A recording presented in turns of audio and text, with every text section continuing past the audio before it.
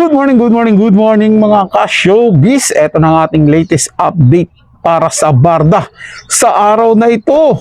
Lagot na Barbie Fortesa and David Licauco ibinuking ni Enchong D ang kanilang sekreto. Yan po yung ating bibigyan ng komento, reaction, opinion sa araw na ito. Pero bago po tayo magpatuloy, nais ko lang po kayong pasalamatan. Patuloy ako nagpapasalamat sa inyo mga ka-showbiz at mga kapwa Barda fans ko dyan sa inyong pagsuporta at panonood dito sa ating channel.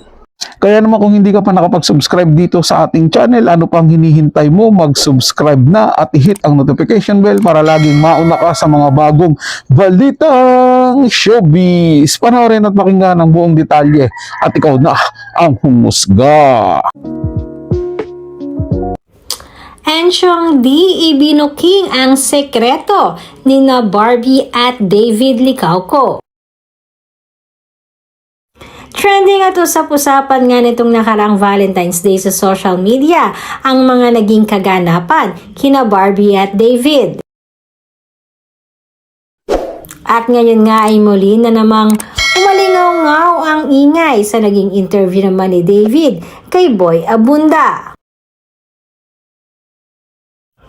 Bagamat ayon kay Barbie ay solo niya di umanong isinelebrate ang kanyang Valentine's Day, ay madami pa rin naman talaga ang nagsasabi na hindi di umano ito totoo. Dahil ayon na rin sa mga netizens, ay magkasama di umanong nag-celebrate si David at Barbie at ayaw lamang di umano nitong sabihin. Samantalang magkakasama naman sa iisang project ang ABS-CBN at Star Magic star or actor na si Enchong D.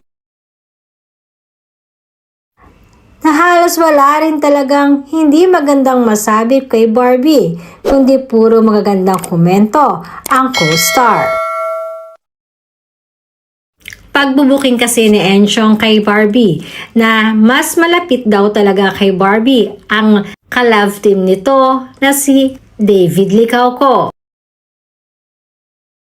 Sobrang espesyal na rin di mo nito kay Barbie dahil na rin sa kanilang mga pinagsamahan. At take note pa di umano na maging ang mga parents nilang dalawa ay botong-boto para sa sana'y magiging relasyon nila. Kaya naman pagpaparinig ni Enchong na napakaswerte di umano nito para kay Barbie Fortesa. At ako'y naniniwala din doon mga ka-showbiz na mga kapwa Barda fans ko dyan na nag-date talaga itong si Barbie at si David Licauco. Siyempre, gaya nga ng gusto nila talagang gawin na isikreto at huwag mo nang sabihin kasi lalo nga silang ichichismis, lalo silang pag-uusapan kapag hinayag nila yung ganong mga bagay. Diba? Kaya nga lagi nga nilang pasimple lang ginagawa na magparamdam sa isa't isa, diba? May mga pahiwatig sila na ginagawa sa isa't isa na tanging yung mga solid na sumusubaybay lang sa Barda ang nakakapansin nun at makakaalam nun. Kasi nga, iniiwasan nila dyan na labi silang siraan. Diba? Kasi marami nagsasabi na Barda no more na nga daw talaga. Kita mo kahit project nga hindi sila binibigyan. Diba? Kasi ganito lang naman yan kasimple.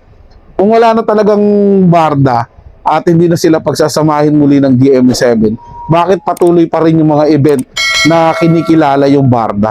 Hindi po ba may mga parties na inaatinan sina Barbie at David na Barda pa rin ang pinopromote doon? Kaya napaka-imposible po yan. Sadyang ang dami lang talagang sinisira o ang daming naninira lang sa kanila. At ang ginagawa ng GMA7 kasi,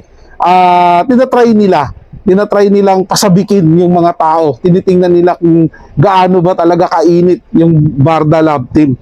Diba? Ngayon napansin nila na sobrang andami pa rin talagang gusto na mayroong Barda. Kaya panigurado ako dyan mga ka-showbiz, mga kapwa Barda fans ko dyan, pagkatapos ng mga project nilang kanya-kanya, pagsasamahin ulit yung dalawa na yan. At pag nagsama ulit ang dalawang yan sa proyekto, baka doon pa magsimula yung matibay na yung simula ng totoong pag-amin nila at magkaroon ng revelation na silang dalawa ay meron ng relasyon.